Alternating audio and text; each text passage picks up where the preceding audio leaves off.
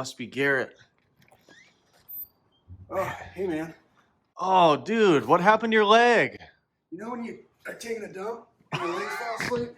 You just try and get off? Yeah. I fell and broke my leg. Oh my God. Any special treatment we need for that or what? Just taking medicine at midnight. Should we get like a filter that just gives us cleavage? That way, you know, Like a people at Snapchat? least will be like, oh, well, they got boobs, so I can at least stick around to watch this. Watch to the end for reveal. Yeah, for a titty drop. All right, well let's do it. We've got the matching leg symmetry. This is our power stance, as many people might know here. Almost matching socks. Still we got black We ankle still got Nike socks. Yeah, heck yeah, dude. So You know where it's at. Yeah. We're just fashion icons around here. Yes, we are. You know. And your hair's looking good today. You know, Once again. I almost forgot to do it. To be honest with you, Are you gonna do hat? No, I was just kind of running out here, and I went upstairs, and it kind of fell, and I was like, "What the hell?" And I was like, "Oh, I never pushed it back or anything." And then I started playing with it, and I was like, "Should I just push it all the way over to the other side and just see what happens?" But then I'm like, "Well, what if you kick me off the crew?" I wouldn't do that. I know you got someone lined up. I'd kick Jawa off the crew before you, buddy. That's true. Other Side, that's a good Chili Pepper song, though. It is a solid song. Very solid song. Speaking of songs, welcome. I know a few. Oh. Yo. Welcome, fans of all Linkin Park albums. of all Linkin Park. We are here today to give you another album retrospective, except today we are going to be reviewing a brand new album. Brand spanking new. Brand spanking new. We're going to be talking about one of our favorite bands, Yeah. the Foo Fighters. Yeah. Oh, yeah. I did the Christopher Walken Yeah. on it. Ooh. The Foo Fighters. Garrett. Come on, Darth. Man, last time he brought his head, this time he's bringing the crotch. Yeah. All right. Okay, let's talk a little bit about the Foo Fighters because Yeah. we are both, you know, when I think of bands that me and you have in common that we love, Yeah. this is one of the top tier. This is groups. top 3. I'd say Chili Peppers, Weezer, and Foo Fighters. Yeah, To be honest I with agree. you. I agree. That's our music friendship right there. Right. Part of me thought about maybe replacing Weezer with Sublime, but I think you're right. It's Weezer for sure. Well, and this is a really cool band. I'm sure you're going to get to it. It's the one concert we've seen together. Yeah. The Foo Fighters at the Gorge, which was Right. one of the best concerts I have ever been to. The Broken Leg Tour. You know, I don't know if I have my shirt anymore. This one's way too small. It was way too small for me, so I think I donated it. Yeah, that's So good. there's Somebody some kid, needs it. Some kid in Lakewood probably has it now. That's good. Oh. Well, yeah, that was one of my all-time favorite concerts. I think at that time I had seen some good shows, but that one ended up peaking and becoming the best show I'd ever seen. It was two of the coolest moments for me during that show. One was the very first opening moment. There's just the red curtain up with their logo on it. Yeah. And you just hear Dave, broken leg Dave, you motherfuckers ready to rock! And I was like, oh shit, this is how we start a concert. I know. And then later on, when everyone had out the phones and the lights, and that was one of those cool moments because I've been to 4 or 5 concerts at the Gorge. Yeah. And I've never looked around and saw 30,000 waving flashlight cameras. Right. That was really cool. It was just such a cool night because, for one, the fact that they were even able to still play with Dave's broken leg was amazing. Yeah. The throne of guitars was badass. Yep. The setting of the Gorge made it just like a special night. Yes. Like, it's different than if you just went and saw him at Key Arena or whatever. The cool thing about the Gorge is I could go play at the Gorge and people would be like, wow, this venue is amazing. You know what I mean? Right. Yeah. It just elevates it elevates the entire experience when you're at the Gorge. Right. Dave was just I don't know, maybe it's because this was somewhat of a home show for the Foo Fighters, but they were really on it that night and they killed everything. It sounded just like the recording, but maybe a little bit heavier. Yeah. And God, they played an hour longer than anybody expected him to play. He out of the gate is like, look, I know that some bands do that dumb shit where they play encores and pretend they don't have encores and leave and then come back. He's like, we're not going to do that. Yeah. We're just going to play till they tell us to get the fuck out and then we're going to stop. Well, I mean, Yes, that was such a cool moment of just like, we don't do that shit. And then then they just all started doing covers too, and just like playing the like Dave's just like anything, we can play anything really, you know. It's like the talent of this band is just insane, and there's nothing that we can't do. And like it kind of goes to show, because every time you see anything in the news with the Foo Fighters, they're like, Foo Fighters played with Guns N' Roses, Foo Fighters played with Tenacious D, Foo Fighters do this, or Queens of the Stone Age. There's like they're like one of the last remaining rock bands, and they can do whatever they want. Well, I think that's why me and you gravitate towards them, because they stick to their guns. 100% stick to their guns, rock and roll, don't give a shit about what anybody says, about what anybody does. They are just like a nice, just clean, no drama rock and roll group that has never stopped and never will stop. They're just badass. And one of the like key things there is just drama free. They really are. Like they're nothing bad comes. Yeah, exactly. Like there's never been, and I think that's one of the coolest things about the Foo Fighters, and no matter what kind of album comes out, it's so hard to like want or to even like try and not like it, because you're just like, Dave is such a great guy, and like everyone in that, you're just like, I can't hate him. Like, no, they're awesome. This guy played a whole tour with a broken leg. Like, for us, they bring people up on stage all the time and just kick ass. I don't know. They're just great. You gotta love them. You do have to love them. They elevate themselves above the rest of the rock groups. Yes. And like, while other groups might change their sound and mess with their sound, which is good, they make a point that they don't. Yes. They're not gonna keep pumping out modern pop radio hits because they can. Yeah. Because they could. Yeah. But they don't. Well, and so this is something that I was probably going to bring up later on, but I'll bring it up now. So it's kind of interesting, because the album that we want to review. We want to redo this album. Coffee's still kicking in here, folks. My bad. We're going to redo it because I'm obviously way more talented. Review is... we're doing Medicine at Midnight. And it's kind of funny because it sounds like a Foo Fighters song. And it's kind of interesting, or album, but we're fans of Weezer, who have over the decades changed their sound so much, and fans of Blue, Red, and Green hate their new stuff. Yeah. And so you run into when you're a band with that much longevity, do you change your sound, or you look at the Foo Fighters, who haven't changed their sound and then come out with this album?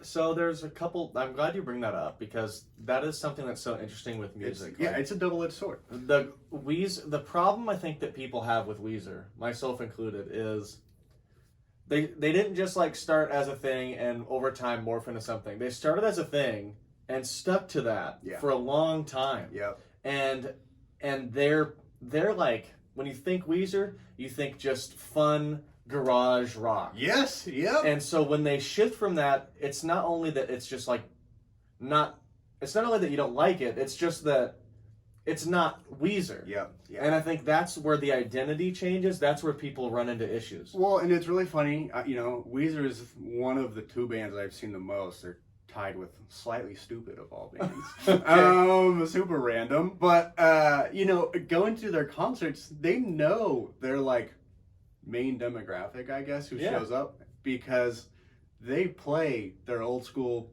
Blue, Red, and Green album songs. There's a reason they start with Hash Pipe. Yes, exactly. Yes. And so, you might hear one or two songs off of their latest album, but they go right back to what we love. Well, this isn't a Weezer show, but I know. But they fall into that 90s rock group. Yes. With the Foo Fighters, and I think that you get to a point with some of these ultra like Rock and Roll Hall of Fame caliber type bands like Foo Fighters, Dave Matthews Band, Weezer, where they've just been around forever and they have so many albums, so many songs. Like, Dave Matthews Band really doesn't change either. Yeah. But they have so many songs out and so many good songs out that it doesn't really matter. And I think that to kind of hop into the album review for this album, I kind of feel like this album, I generally, just to go out of the gate, my general impressions, I generally like this album. Yeah. I cannot find a single thing wrong with this album. It's just that it's just another Foo Fighters album. Yeah. There's not really anything that makes me want to see this live over Pretender. Yeah. Or over All My Life or Breakout or Monkey Wrench or any like, but that's what you were just saying is when we went and saw the Foo Fighters, they knew that people didn't want to hear everything off Sonic Highways. Yep. So they just played Sonic Highways and everything else. Yeah, they did. So yeah. And I think that I don't know. That's kind of I think my main thought on this album is it's great. Yeah. It is subjectively great. Everything's great. The music is great. The drumming is fantastic, which is something I really listen to. I hit it that time. But I mean, like, there's something here for singers, guitar players, drummers, bass players. It's just that it's run of the mill for them at this point, in my opinion. This is and so funny. This is an interesting album, I think, for both of us to talk about. Like my first impression of it was hearing them play it live on one of the late night TV shows, and I wasn't very impressed because I'd much rather scream my head off with Monkey Wrench. You know what I mean? And so I'm getting into it, and I was just kind of like, this is just another Foo Fighters album. Like I'm not impressed. I'm not like, but any other band, this would be their best album. Well, yeah, you know what I mean. That's what I mean by like. And it's like I'm getting through it, and right off the bat, the very first song, I can't remember what it was. Making a Fire. Yes, Making a Fire. The drum beat right on the beginning of that, I was like, I'm pumped to listen to this all of a sudden because they're such great musicians. But then it just kind of became like, I've heard much better versions of these songs in earlier albums. You know what I mean? Right. There are I agree. definitely two songs that I really liked. No Son of Mine, I believe, and then Chasing Birds. Yeah, Chasing that's Birds. kind of the ballad that becomes a hard it's heavy finish to a ballad. Yeah. And so, I mean, those two really stand out to me, but kind of like the rest of the album, I was like, if I'm going to turn on the Foo Fighters, I'm going to not turn on this album. I feel the same way. I really like Making a Fire. The first song's good, like is standout good. Yeah. I agree. Chasing Birds is good. Like the hard thing, Garrett, is they're all good. Yes. But I think the point that we're trying to make is, it's the Foo Fighters. They're always all going to be good. Yeah. But none of them. You know, when you look back at the discography for all the Foo Fighters albums, from the first one all the way till probably Sonic, all the way through Sonic Highways, they've always been solid with a couple breakout hits. Yes. Whether whatever, pick your album. There's a couple hits that you add to your new all-time greatest hits for the Foo Fighters that they're gonna play at every show. Yeah. And Concrete and Gold and Medicine at Midnight, I can't really find those hits anymore. Yeah. I just feel like standard fare for the Foo Fighters. They're out, they're killing it. They're playing great. It sounds great. It's exactly what I want to hear when I turn on the Foo Fighters. Yeah. It is immediately Foo Fighters. Yes. But I just don't care. Yeah. Yeah. No, agreed. It's the same. It's right. I just go turn on an early one. And so I almost gotta wonder, do they do this to just for an excuse to go back on tour? Well, yeah, they make a fuck ton of money. Yeah. Or because I think side note, I'm pretty sure the year that we went and saw them, they made $500,000 a concert. Yeah, to play. Yeah, when they played at the Gorge, I think it was a little lower than that, but it was like above $250,000. It was probably like $350,000 or more, and. I mean, the year that we went, it might have been like 500 because Gary Clark Jr. opened for them. Yeah. Which is a big name act, too. Yep. But, I mean, when you're making that much money, even once you split it every way, you're making as much as we make in a year per night. Yeah. And they're going to play 50 to 60 shows a year all around the world as long as they have the music to play. And honestly, they have the music now. Yeah. They don't need to release an album to justify a tour. So they can just do this every year. I mean, that's what Dave Matthews Band's doing. Then follow-up question then. Yeah. Do they put this out to try and get to a younger audience? Because I don't hear this coming on the radio. I feel like Making a Fire could be on the radio. Yeah. But I don't know. I don't know if I see it reaching out to like getting a new audience. New audiences don't listen to this music though. Yeah. New kids in high school listen to, Lil Uzi Vert. Yeah. And nothing against that, but I think that when we were growing up, it was that post kind of 90s grunge leading into that kind of like pop, kind of punk emo scene in the 2000s. Yeah. Where like music like this, like true rock and roll music, appeals to us. Yeah. Because we love that crunch of the distortion. We love the yelling, singing. We love all that. New audiences, I don't think give a shit. No. I think to them it turns them on because it doesn't have 808 and it doesn't have all the stuff that they want to blast in their car. Yeah. And I just feel like I think that they just do this for themselves, is what I'm saying. Okay. I don't think they do this for anybody. I just think that the Foo Fighters, they're a Rock and Roll Hall of Fame act. Yeah. Dave's in there like 6 fucking times. You know what I mean? Like they don't have to prove anything to anybody, and they don't care. And so they just make music because they like making music. Yeah. Like, I think this album's for them. Yeah. It's not for us. Yeah. They just wanted to get in the studio and make new shit, and so they did, and it's good, and who cares? Well, because I was kind of listening to it, and some of it does seem like it wasn't meticulously went through and like made to sound commercial, I guess, if that's not right. Because some of it I'm kind of like, this just sounds pretty raw. Like it does just sound like they were like, fuck it, hit record. And they're like, all right, there we go, slap it on there. I mean, they've been known to do dumb shit like that. I mean, they've been known to, the whole Alandria album or whatever, wait, was that album called Alandria or Walk? Or Walk was on Alandria, right? Yes. That whole album. Alandria. I don't know why. That's one of the like catchiest Foo Fighters songs. It's to me. fucking good. Yeah, it's a great song. Sorry. That album they recorded like in their garage on fucking 8-track. Like they don't give a shit. Yeah. They just make cool music because they like making music. Yeah. And I mean, they pretty much are all in other bands too at this point, or they have been. I mean, I had a hard time with this review because I really wanted to love this. Yes. And I do love it. Yep. I just don't really care to listen to it over anything else that they've made. Yeah. But at the same time, like, I appreciate that they're making music like this, that they're not changing. They're just like, okay, no one's going to listen to it, no one's going to care about it, we're still going to play our old shit, but let's just make new stuff. Yeah. Like, I don't know, I remember my rant about Coldplay? Yeah. And, well, it was more 107.7 in the end, but Coldplay really led me into that. Yeah. How Coldplay got to a point where they just started doing whatever they wanted to do, and I absolutely hate it. Yeah. But the Foo Fighters could do that. Yeah. They could do whatever the hell they wanted, and I could hate it, and I'd still love the Foo Fighters. We'd still go to their concerts because we know that when we get there, they're going to play the songs that we want to hear. Right, and that's the beauty of music is bands evolve, bands change. Bands look back on an album they wrote 15 years ago and say, I don't even know why I wrote that. That song sucks. And it could be their number one hit. Yep.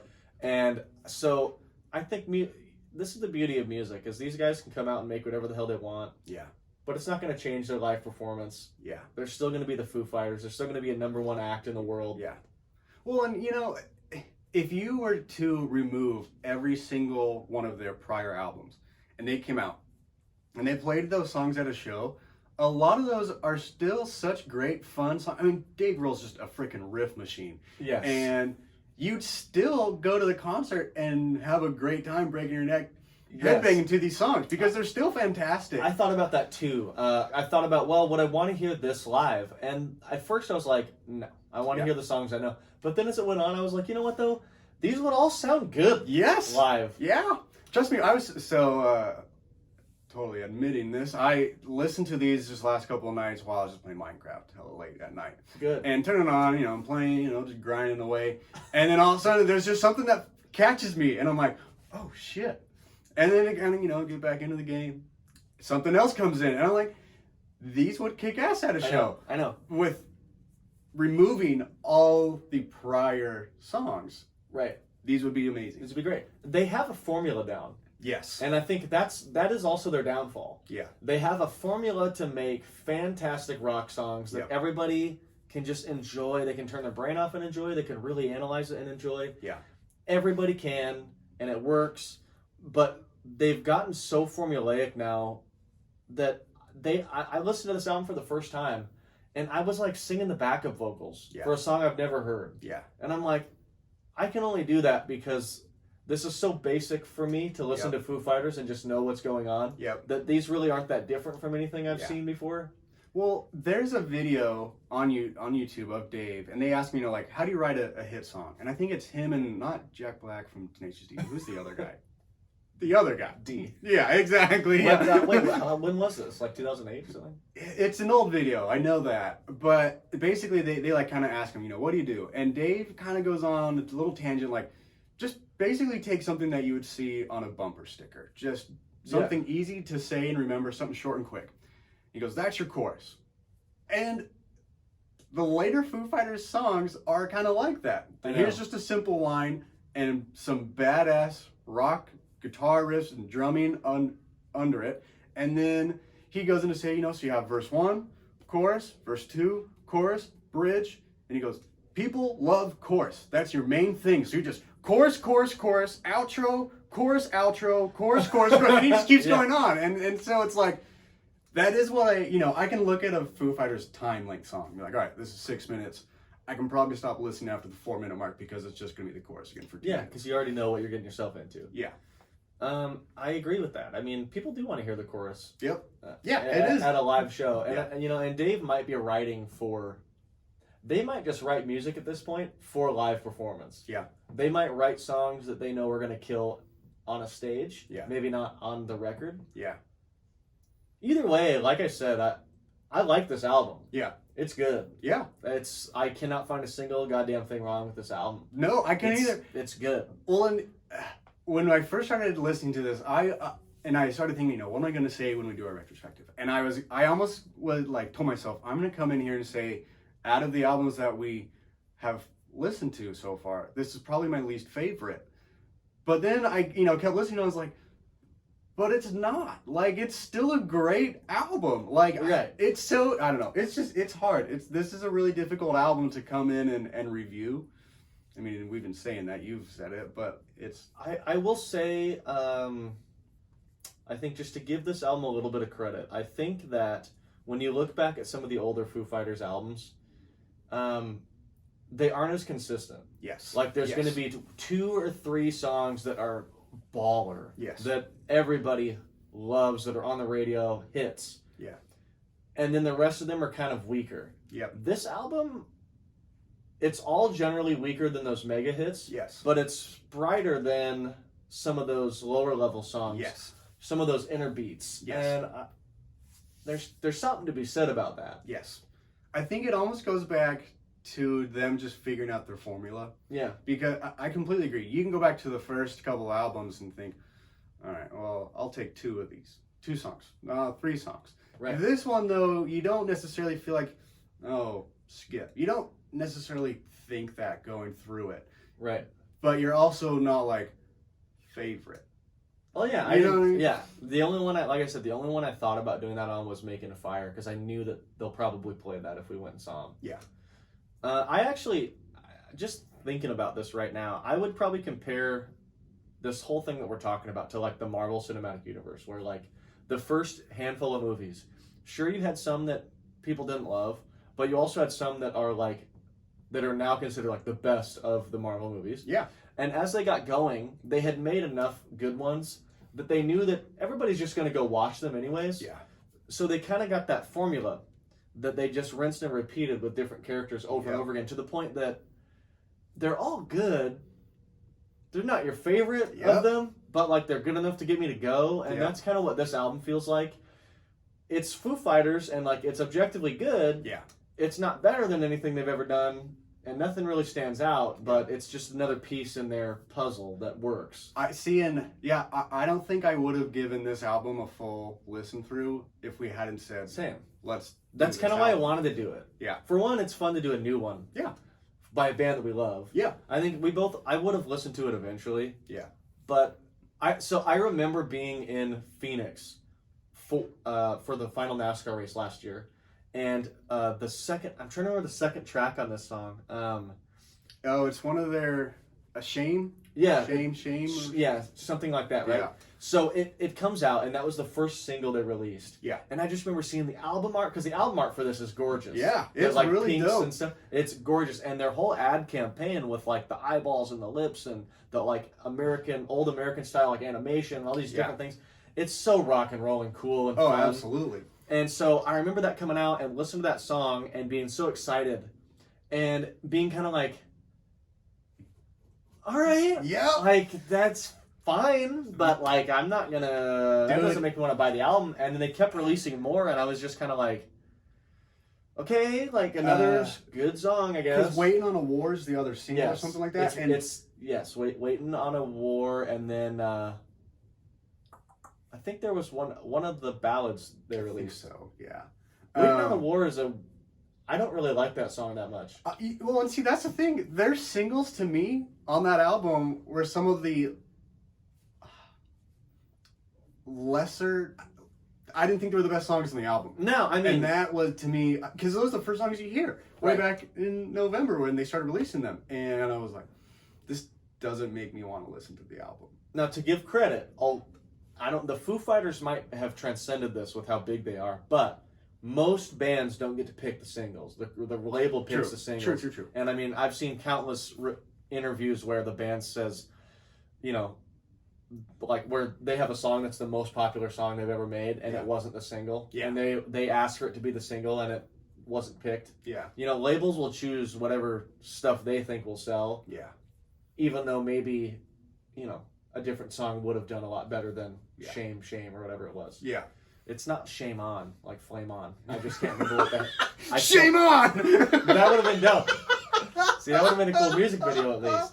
But I don't know, like I said, I was underwhelmed. Yeah. Yes. I was underwhelmed, but at the same time, like, that's fine.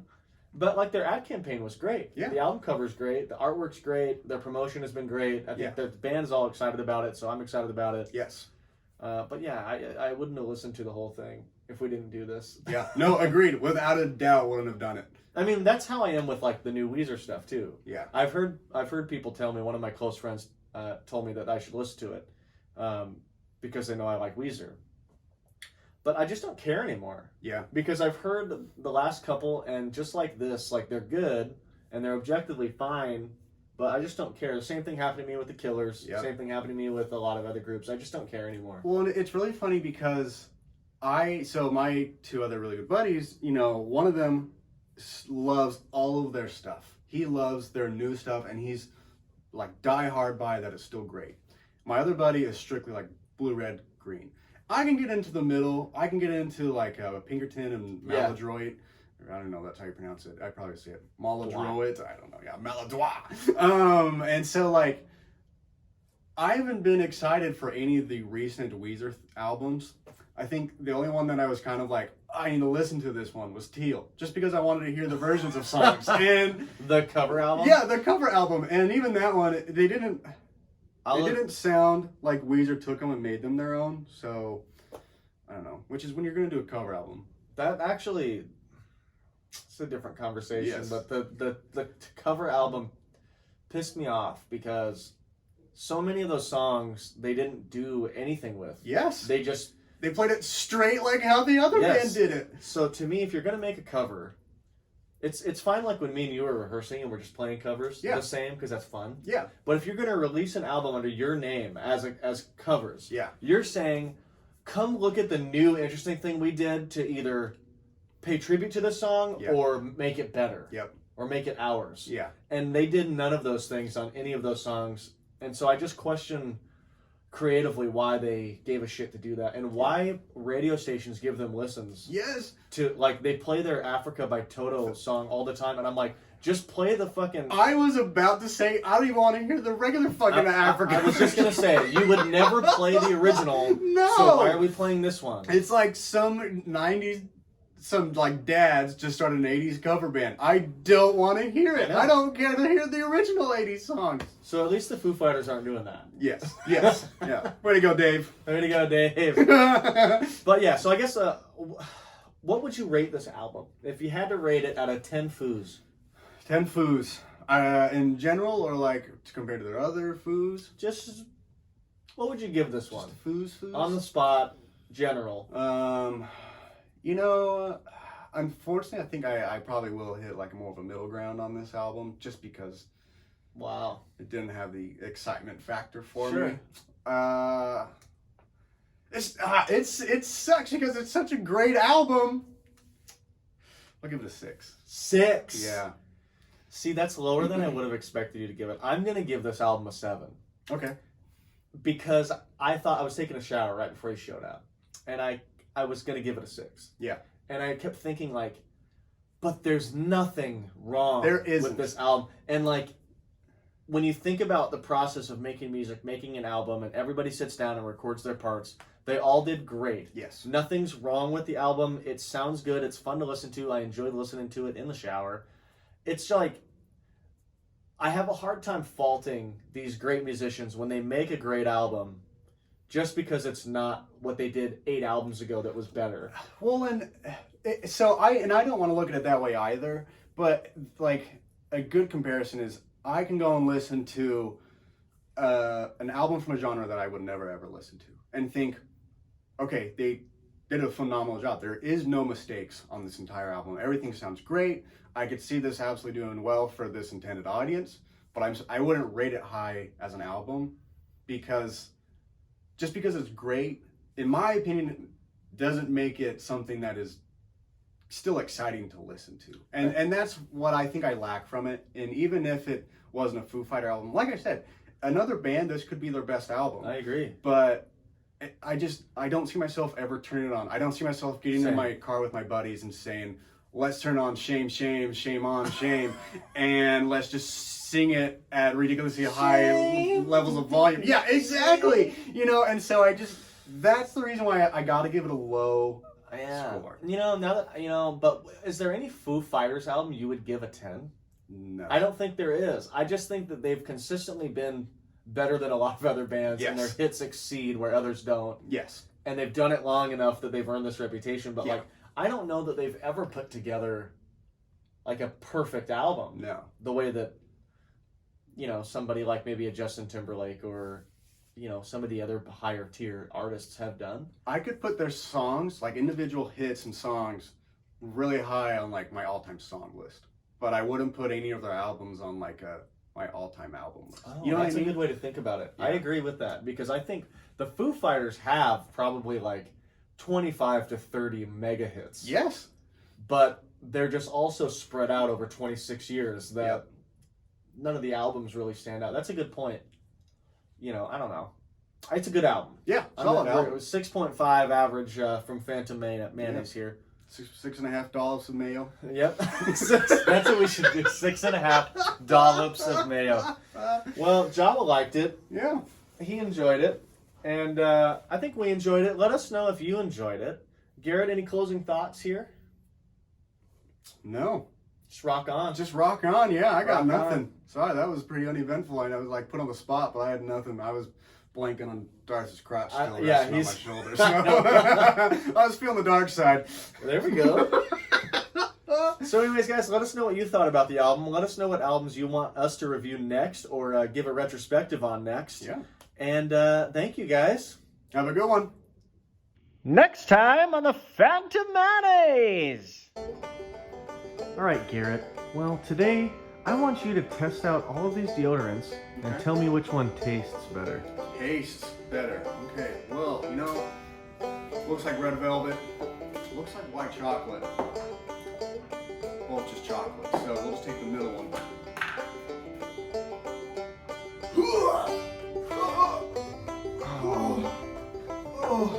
Garrett, are you okay, buddy? I am Garrett.